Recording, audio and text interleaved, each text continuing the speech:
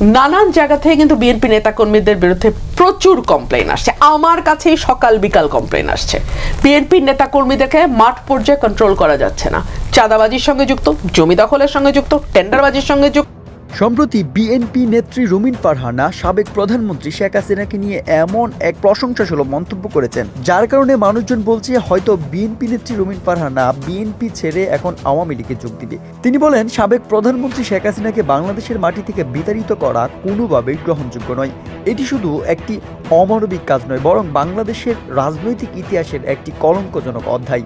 রুমিন ফারহানা স্পষ্ট ভাষায় বলেন, ছাত্র আন্দোলনের সমন্বয়করা এই সিদ্ধান্তের জন্য দায়ী। তিনি আরও বলেন, এইসব সমন্বয়কদের অবশ্যই আইনের আওতায় আনা হবে। আমরা তাদের মুখোশ উন্মোচন করব এবং আইনানুগভাবে বিচারের কাঠগড়ায় দাঁড় করাবো একদিন। মজার ব্যাপার হলো এখানেই শেষ নয়। রুমিন ফারহানা আওয়ামী লীগের নেতাকর্মীদের সামনে একটি বড় প্রতিশ্রুতি দেন। তিনি বলেন, আমি নিজে ব্যক্তিগতভাবে আওয়ামী লীগ এবং বাংলাদেশের জনগণকে এই ওয়াদা করছি যে শেখ হাসিনাকে আমি আবারও এই দেশে ফিরিয়ে আনবো এবং ক্ষমতার মসনদে দ্বিতীয়বার প্রধানমন্ত্রী হিসেবে বসাবো।